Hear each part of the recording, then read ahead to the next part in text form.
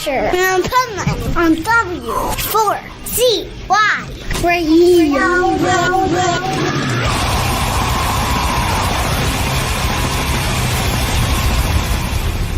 Wake up, America! It's time for the adventures of Pipeman on W4CY.com, West Palm Beach's #1 internet radio station. Here's your host, the Pipeman. Shattered from hearts that are full of pain. Sun kisses slowly upon your face. You never know the stranglehold that life can have till the scars reveal their face. This is the Pipeman here on the Adventures of Pipeman W4CY Radio, and I'm here with our next guest that has some badass new music and long awaited, I must say. So let's welcome to the show, Jonathan Lee of Blood of Lions. How are you? Hey, I'm doing good. Thanks for having me, Pipeman.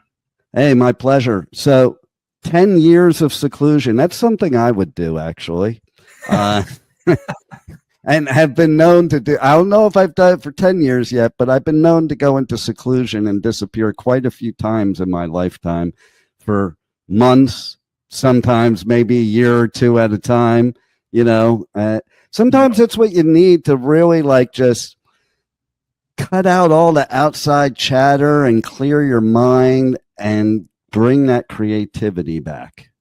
Yeah, honestly, I feel like even though the 10 years was really tough because I was miserable not making music, and that was kind of the reality that set in 10 years later, it was like, that's the missing link. You know, once I started creating again, that you realize that's the missing link. But it was definitely one of those things where I needed to cut it out of my life in order to heal from what I experienced with the way the last band broke down, and also to just refocus my energy on things that were important to me in life, which was my son and, you know, surrounding him with a healthy family. And it was just one of those things where I said, I can either keep pushing and banging my head against the wall right now, or I can really invest in the thing that's right in front of me that means the world to me. And so I chose to redirect my energy.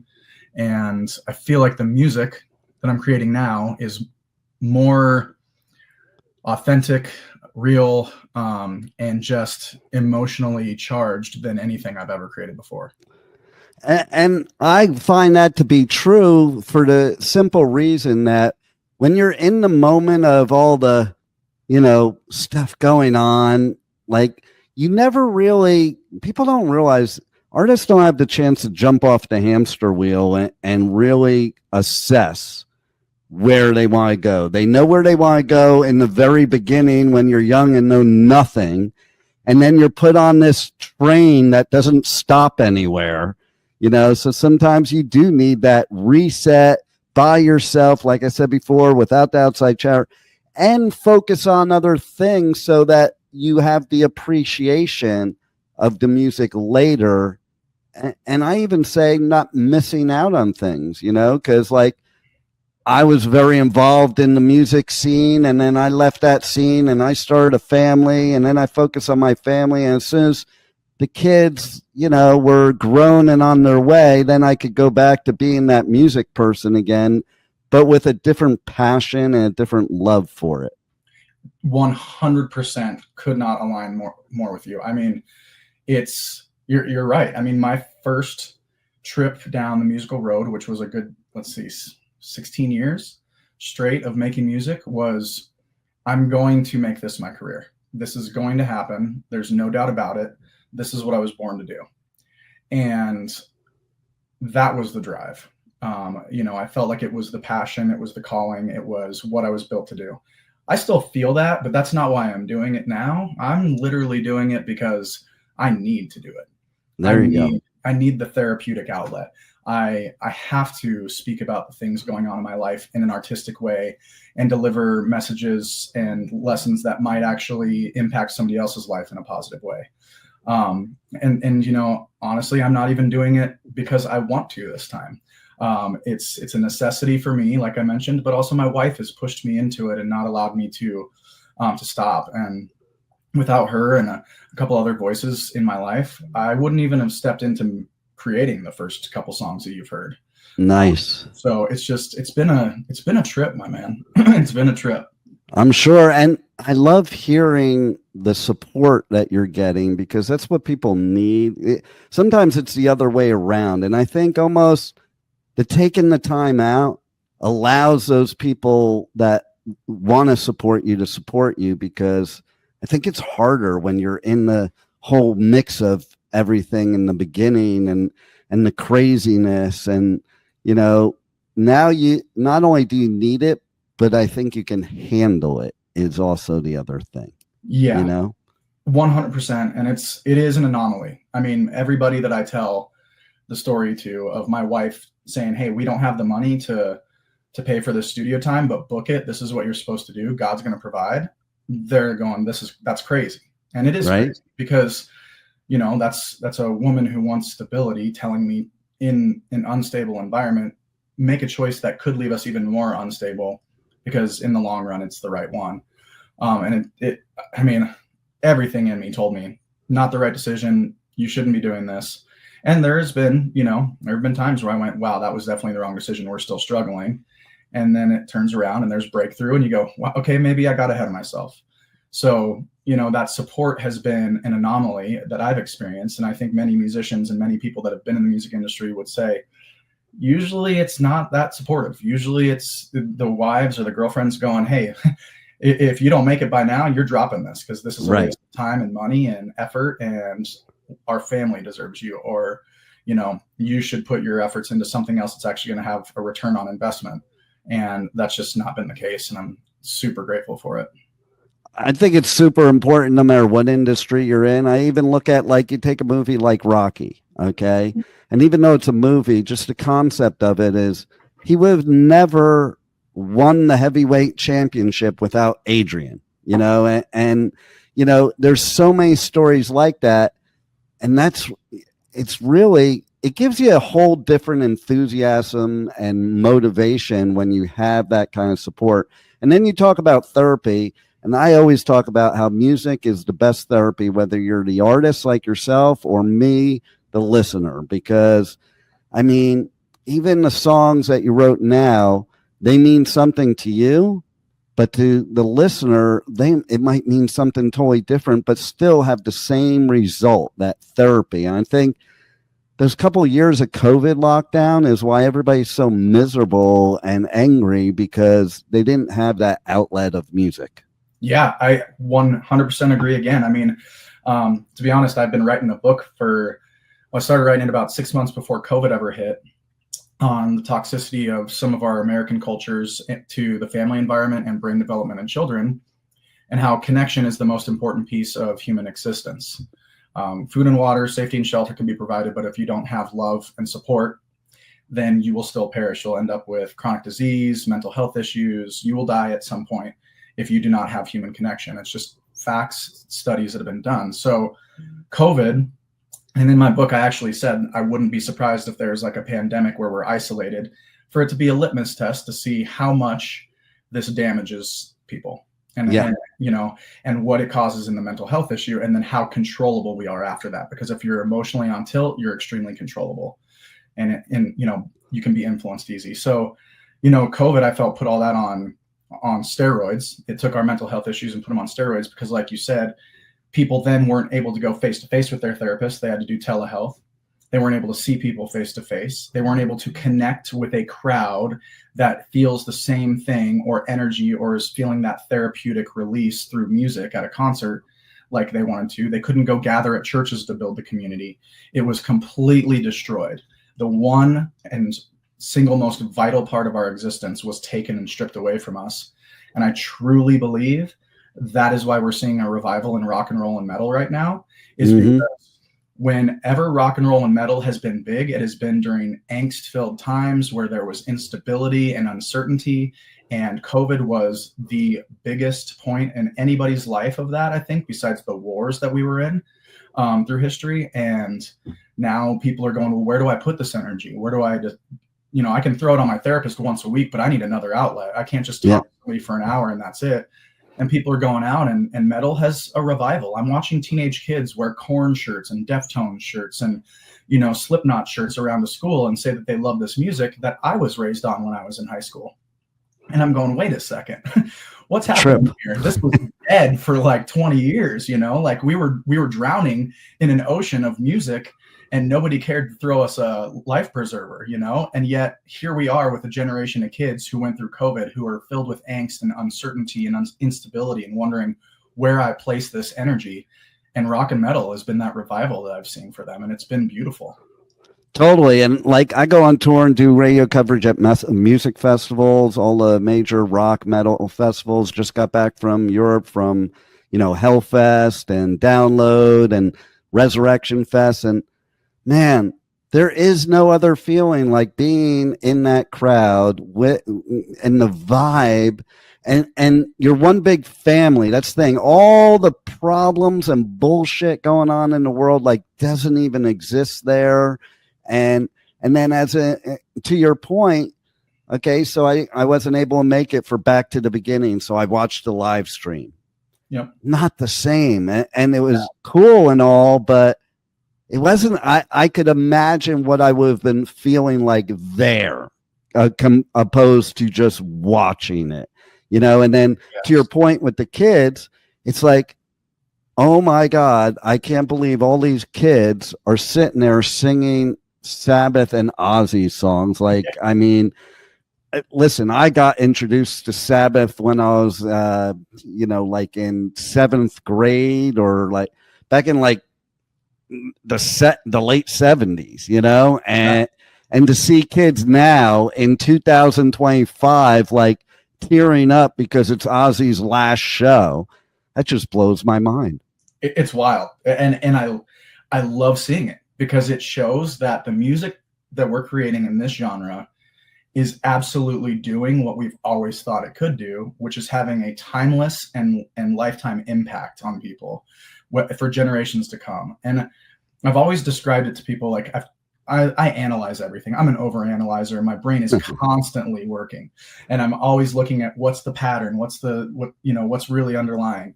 And I took a look at this and I'm like, why is it metal and rock that's revival right now amidst all this chaos and this uncertainty and instability? And, there's tons of music that affects you, but pop is on the decline.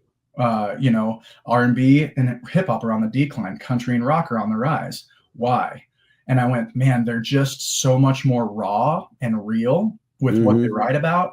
And then when it comes to rock and metal, I don't think there's another genre of music where every single emotion or feeling or experience can be talked about and it's never judged. You can feel joy through metal music. You can feel disdain through metal music. You can feel hatred through metal music. You can feel love through metal music. And that can all be in one song with the way it's delivered and the dynamics of that song and the way that the vocalist delivered those melodies. So I feel like it's the only genre that gives you that landscape of wide open freedom of emotional delivery. And that's just kind of what I've boiled it down to. And I even go to a point of like, there's no better place to let go of all your negative emotions, but in the pit. Oh man, it was the most healing thing in my life. Mosh pits, when I discovered them. So my cousin was 8 years older than me. He was a big punk rocker, like ghetto punk or gutter punk stuff in Los Angeles in the hard rock and punk scene in LA in the 90s. And so it was flourishing in the 90s. I mean, we had everybody. We had NoFX and Bad Religion and Good Riddance and all these bands that were just blowing up in this punk rock scene. And there was a lot of California punk rock and hardcore being thrown in there. So he would take me as an 8-year-old to punk rock shows and introduce me to these things. And so at 10, I got in my first mosh pit at a Bad Religion concert. And I was a pretty strong kid and I always liked the challenge. And I saw the biggest, baddest, most muscular dude in there. And we went straight at each other, like bull rushed each other. And he rocked my world. And my cousin went over and he picked me up and he looked at the guy and he goes, okay, now me and you go. And they went at each other and they rocked each other's world, hugged it out. And then they both grabbed me in the center and a 3-man piece went around the pit. And I went, whoa, this is amazing. We can actually like be physical with one another and get our anger and our angst and our hurt out on one another, towards one another. But we understand that it's healthy. We're not doing this to hurt each other. And if we did hurt each other, we loved each other. We picked each other up and we said, hey, bro, sorry, let's go get you some help.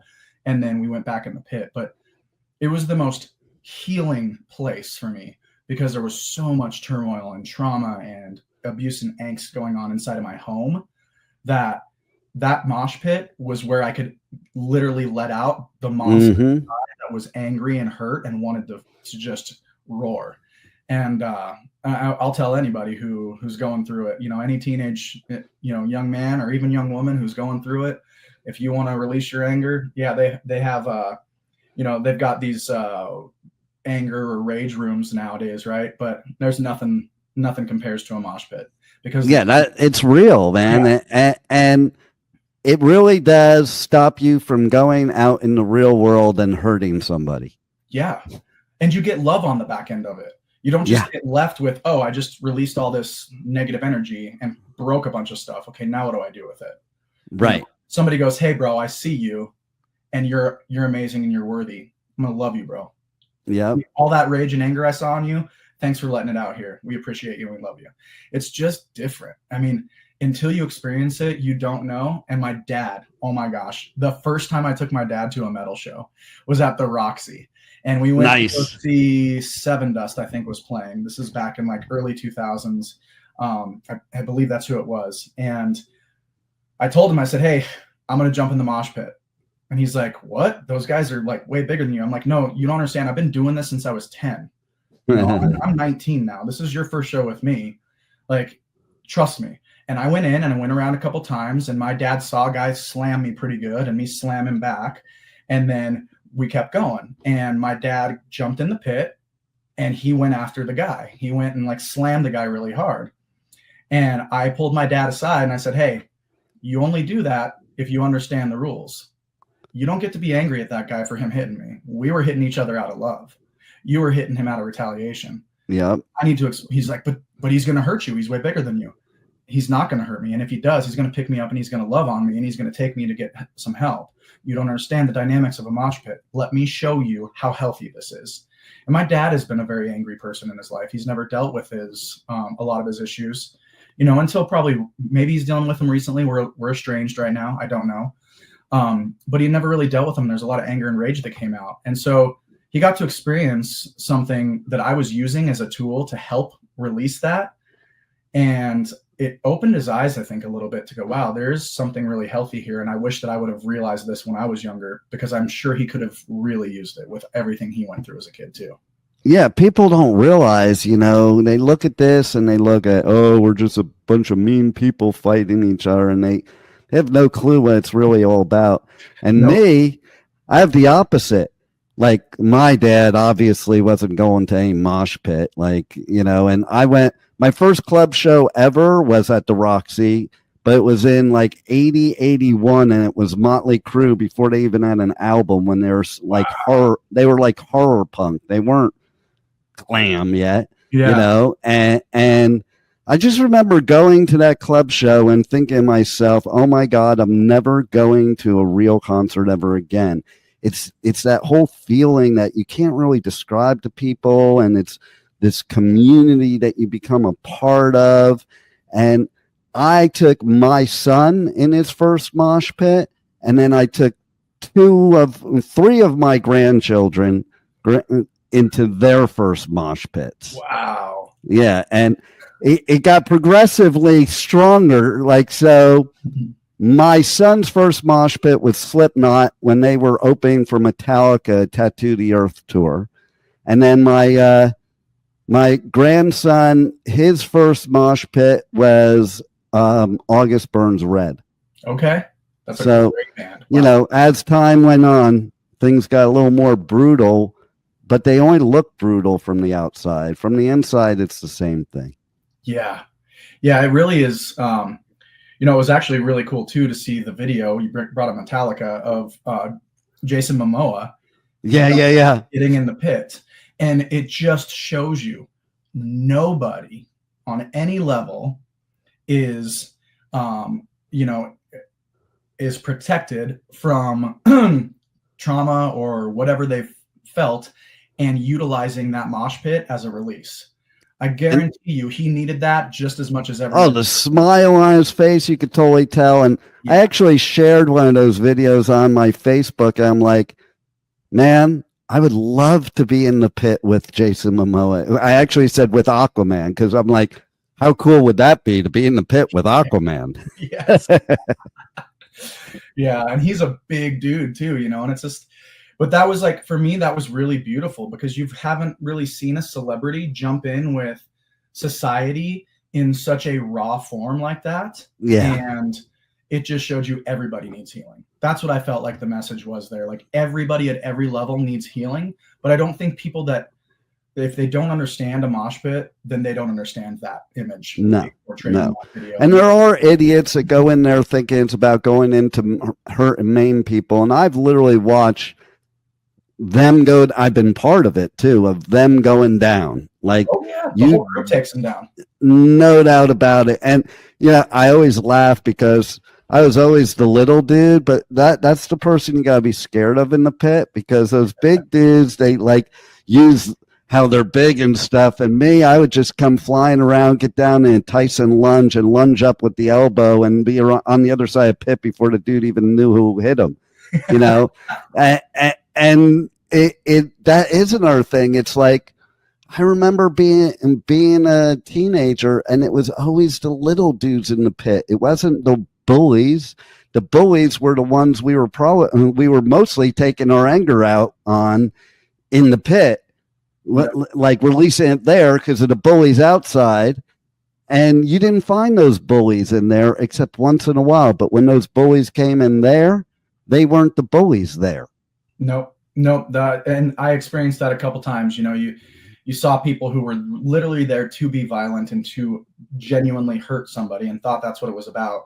And you would watch everybody in the mosh pit just kind of eye contact, no words said. Yep, it's time. This guy needs to be taught a lesson. And they teach him a lesson, and he gets up and he's rocked, and he's like, what the hell just happened to my life? And we all go, we love you, dude, but knock it off. Yep. And the boundary's set, and the healthy lives on, and it moves on. And now we've got another person that goes, whoa, this community is awesome, because I was doing something wrong. Maybe I didn't know it. They put me in my place. They told me they loved me afterwards. And now I'm a part of that community. That's cool. That's what the whole world needs right now. I've said a lot recently that in order to solve all the world's problems, we just have to have one big metal festival that everybody's required to attend, and that will solve all the world's problems, and we can all love each other again instead of the bullshit we're having now. I'm in, bro. Right? I have not heard it put that way, but man, I'm not going to argue that one bit, because when you think about it, it's like people that have never been don't know what they're missing out on. And when they do experience it, like, I'll be honest, my wife had never listened to hard rock or metal music until about a year ago. Her first show was Stained, Breaking Benjamin, Daughtry, and Lakeview. Nice. And, I was supposed to sign and go on tour with Breaking Benjamin 12 years ago. And we lost that deal because we broke up on tour 4 days before we were going to sign with Cam and Strang and Warner Brothers. And Breaking Benjamin's one of my all-time favorites. And so this was my first time getting to see them live, because I was so busy with my own career, I never actually got to go out to experience their tours. So I was in tears for a couple of the songs because they meant so much to me. And I looked over at my wife, and she's just mesmerized. And my wife's this 5'1", blonde, petite, just sweet as pie woman. Like, I call her my butterfly, because she's just such a soft, sweet woman. And literally, like, turned to me after the show and said that was one of the best nights of my life, literally top nice of my life. And I was like, what? Like, rock and metal show, your first time ever, you've never even jumped into this music, like, that is one of the top 5 nights of your life. She's like, I've never felt anything like it. I love when they get converted. Yeah. And it's wild, because I just didn't think with her that it was going to happen, because she's such a soft delivery. But she's been through a lot too. She needs an outlet too. She needs a place where she can feel like this. A lot of times when we're in a relationship, we throw our crap on each other. Yeah. And I think this is where that this has helped me. I get to, throw some of my crap into music, and hopefully she can utilize music as a place where she can throw some of her crap into the music, and it doesn't have to be thrown onto each other. And, it makes a healthier relationship in the long run if you have an outlet like that. No doubt about it. And that's where, these 2 songs that you just dropped, that's why I think it's better than anything you probably ever did, because it's raw, it's real feelings. That's what hard rock, metal is about. It's talking about real things, like you're mentioning pop, like when things are going on the way they are in the world right now, who wants to listen to some bubblegum stuff that has no basis in reality, And so I love that you not only have the support, but have had the time to really, get that creativity where you could just be real instead of just writing a song, but writing something that means something. Yeah, I mean, and I've always written about my life. I've always tried to be real in my music, but there's just difference now because I'm not, and sometimes when I was writing in the back, I'd be writing about something that happened, but I'm like, let's frame this in a way that, even though it's about this relationship that was unhealthy, let's frame it in a way to where I write these lyrics with metaphors that somebody can take a message from it that maybe isn't about that. And so I kind of focus on them because that's what music does, even when you don't mean for it to. Right. And I've curbed my writing now to where I'm just going to go with whatever comes out. I'm going to be so raw and speak my truth that you can't say that it's not authentic. I'm letting people know about the last 8 years of my life and some struggles that have come up. We talk about, the first song, Built for the Moment, is about being, why my music career didn't work out 12 years ago and why right now is the right moment. I'm more mature. I can handle the pressures of it better. I'm not going to make the mistakes that I did back then, or I probably would have if I would have got signed as a late 20, early 30-year-old. Yeah. My focus is different. And, these songs are just, we're talking about sexual abuse that has come up through therapy over the last few years that I totally blocked out of my mind. There's songs about, about a night where just being raw, I put a barrel in my mouth and I was, seconds away from pulling the trigger, and I had to have a moment where I was ripped out of that. And that's the closest the devil's ever going to get to taking me out. And, all these things, I want people to know out there that are struggling with some of this stuff that they're not alone, because I've felt alone in it before. And I think we all do in the moment. And I think we all feel the pressure, like, I don't want my shit to land on somebody else. Well, fuck that. That's what music's about.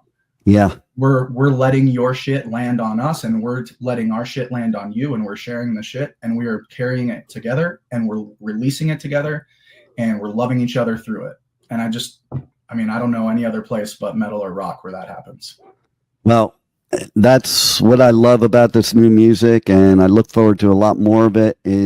Tell everybody how they can check out the new songs, check out everything you got going on, and what else we could look for on the horizon. Awesome. Yeah. So anybody who's interested in checking us out, you can find us on our socials at Blood Alliance Music on Instagram and on X and on TikTok. And then it's just Blood of Lions on Facebook. We've got our website, which is bloodalliance.com. All of our stuff is on every major music streaming platform. So Apple Music, Spotify, all the platforms there.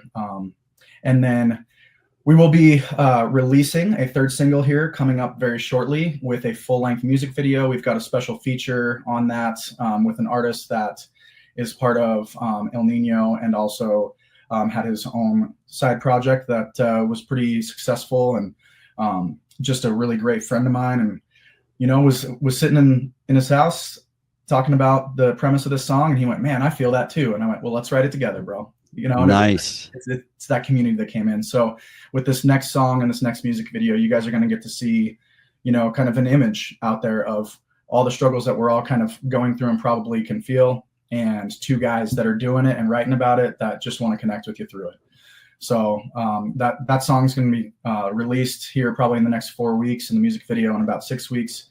It's called New Devils. And I'll tell you what, man, that's the song. That's the one where I think it's going to capture people, and they're going to go, well, what is this that this guy's doing? Like the other two songs, we feel them. They're really good, but what's going on now? This is a next level. And, you know, I'm excited to do that. And when it comes to live shows right now, we're just focused on getting this product out to people and seeing how it's received. Me and the guys are getting together later this year to start writing the second album as we're releasing the singles for this first album, and kind of get ready to do our live performance shtick next year, probably. At the earliest, we'll probably play a launch show later this year, but our goal is to let the music speak for itself this year, and then ride out the live shows, and hopefully some of those festivals, you know, God willing, Danny Wimmer, you know, likes what he hears, and we get thrown on some festivals and we start kicking it off that way, you know. We do have a special collaboration that we're going to be doing here shortly in the next couple of weeks. I can't release that either. It is with a very, very big name. Him and I are going to be writing a song together for Blood Alliance, and super excited about that. It's one of my my music idols and dreams to one of the guys that I've mentioned that I saw live and you know, played with live. So it's surreal the way that this time all this is happening, and built for the moment, man. It's the moment. And so I would appreciate if anybody out there that's listening, if you guys were inspired or you know, connected with any part of this conversation, please go check out the music. If you hate it, I'm not going to be offended. Please let me know that too, because I always want to be better. But you know, maybe you guys feel something, and we can stay connected for a lifetime and, you know, heal together. So yeah, check us out. Really looking forward to another conversation with you, Pipe Man. This has been awesome. Yeah, absolutely. And hopefully we can have one in person at Danny Wimmer Festival next year. Let's go, brother. Would love that, and really look forward to that. So I'm just going to say that's going to happen. We're going to put it out there. There it is. Put it out there, and I know it well. And thanks for all you do for the community, you know, by putting your heart on the line in your music, and it is the best therapy ever. And thanks for being on the Adventures of Pipe Man. Hey, thanks for having me. Really appreciate it, and it's an honor to be here. So we'll talk soon, my friends. Thank you for listening to the Adventures of Pipeman on W4CY Radio.